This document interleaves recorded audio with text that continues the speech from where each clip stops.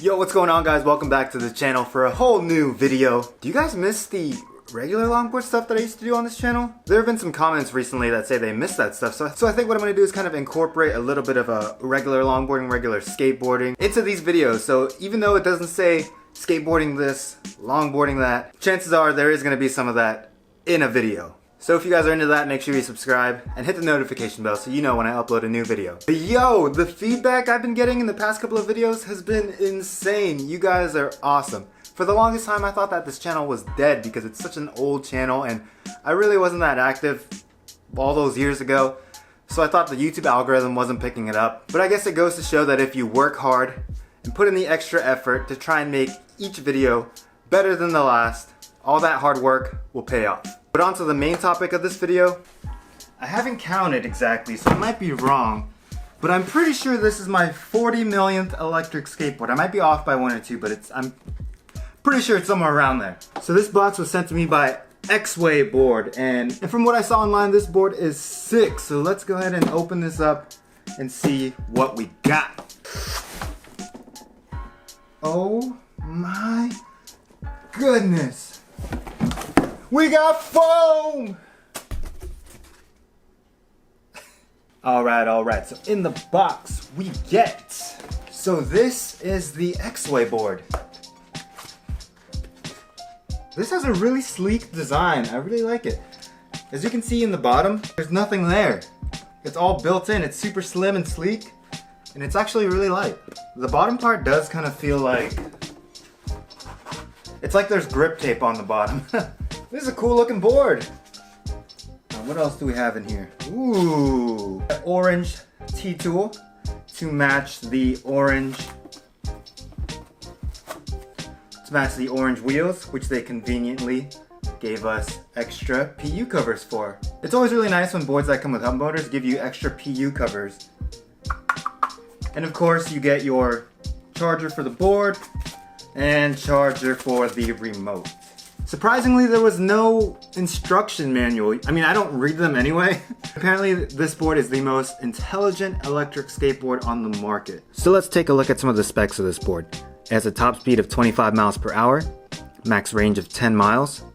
The board weighs only 13 pounds. It has a 120 watt-hour battery that takes about 2 hours to fully charge. The deck itself is made out of Canadian maple, fiberglass, and properly coat. The trucks are seismic ion 45 degrees. The wheel size is 80 by 56 millimeters at an 80A durometer. It has regenerative braking and a braking distance of 6 meters in dry conditions. The maximum load that this board can handle is 440 pounds and has a waterproof grade of IP55. Now what makes this a smart board is the fact that it has an auto soft brake activation.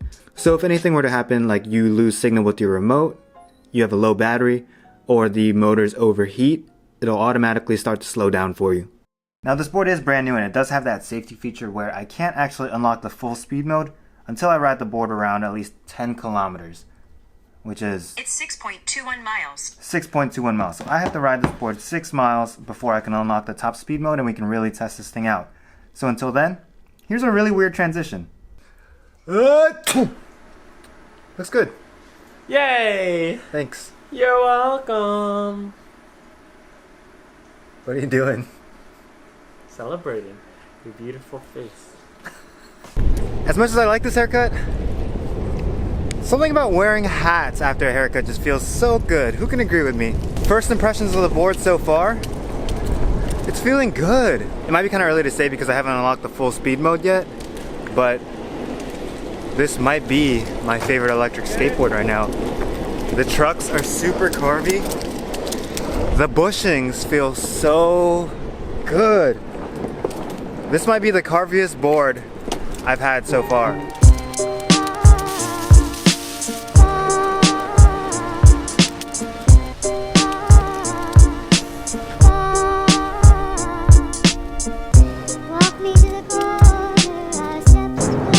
I think I just came up with a bad idea.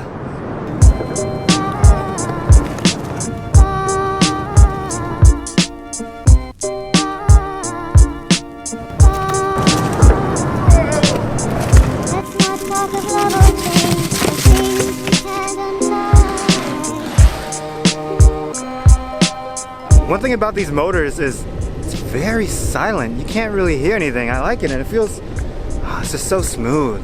Imagine a warm knife going through butter.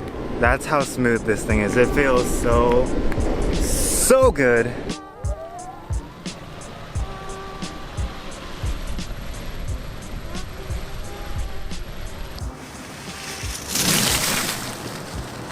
Alright, so I finally unlocked the high speed mode after going 10 kilometers, which is about 6.25 miles for those in the US. And now I think it's time for a high speed test. 3, 2, 1.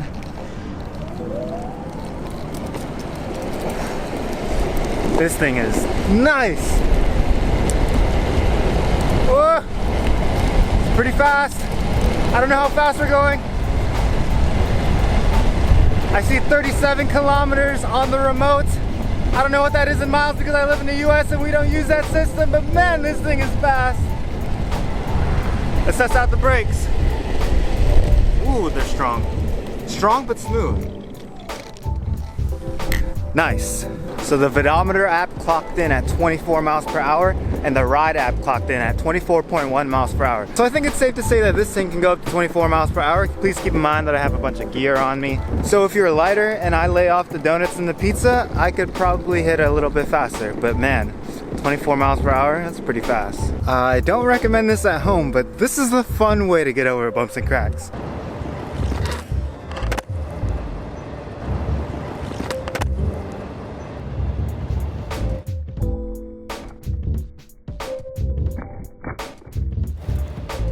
Now we're going to test out the hill climbing capabilities of this board. I understand not everyone lives in a flatland and a lot of you guys have to deal with hills, so let's see how well this can handle that hill right there. I'm also curious to see how good the regenerative braking is. Right now the board's at, it says 50%. So let's go up the hill, come back down and see where we're at when it comes to battery. 3, 2, 1.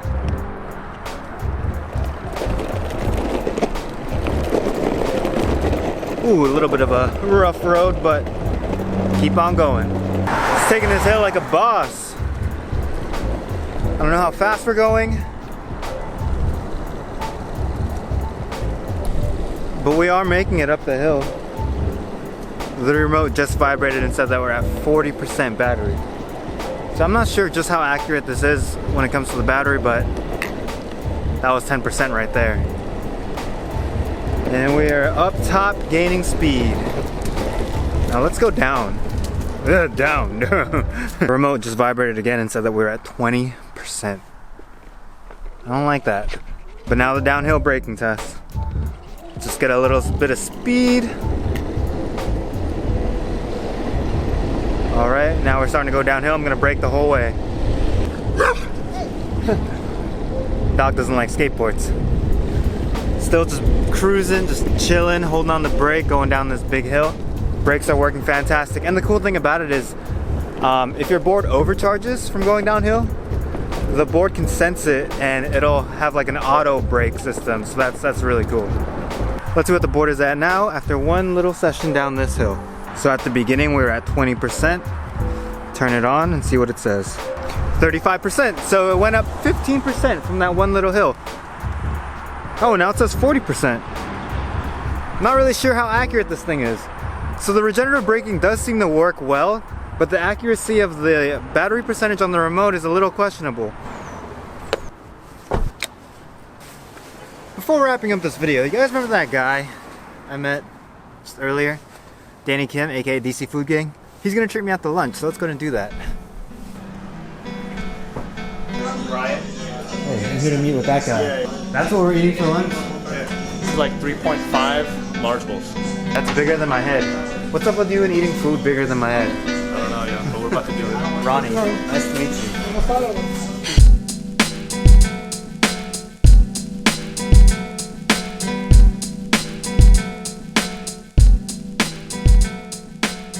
Dead footy. I don't even know if I ate half of this thing. It's so nasty. That's the aftermath. Can't finish it, man. Too much food. So I've ridden the board for about 20 miles now, and here are my first ride impressions. I gotta say, I'm really enjoying this board. The whole riding experience feels premium. The deck is stiff, but stable at higher speeds. The trucks feel great. The stock bushings are excellent at carving, and the wheels are soft and smooth. They really captured the essence of longboarding with this board. This board comes in around $999, and I know that seems like a lot, especially when compared to the other budget boards we've looked at on this channel, like the Meepo, the Wowgo, and the Backfire.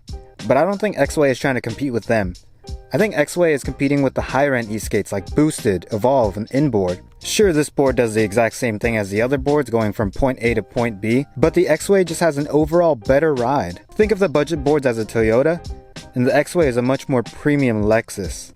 It's hard to translate on camera how good the board rides, but trust me, it feels phenomenal. Now, the board isn't perfect. It almost is, but there's just one big flaw, and that's the range. It claims to get around 10 miles of range, but I can only get around 5 to 7 miles of range out of it, which to me is quite disappointing. You could probably get 10 miles on a flat surface with a lighter rider and on slow mode, but with the way I ride, that's not gonna happen. Other than that, I think the board is awesome. I love how everything's enclosed with the anti-collision material to prevent damage, and at first glance, you can't even tell it's an electric skateboard. It's lightweight, the remote has a nice soft matte finish to it, and also comes packed with safety features like vibration notifications for things like overheating, battery percentage, and you can even turn the board on using just the remote. This board is packed with a bunch of features, and for more information on all of them, check out Exway's website linked down below. So that is the first ride review on the Exway board. If you guys like this video, please be sure to give this video a thumbs up. And if you haven't already, make sure you subscribe and hit the notification bell so you know when I upload a new video just like this one. Also, this holiday season, I've got shirts on sale for 20% off. If you guys want to check that out, it'll be linked down below. Anyways, guys, I really appreciate you guys watching. Until next time, stay stoked. I'm out. Peace.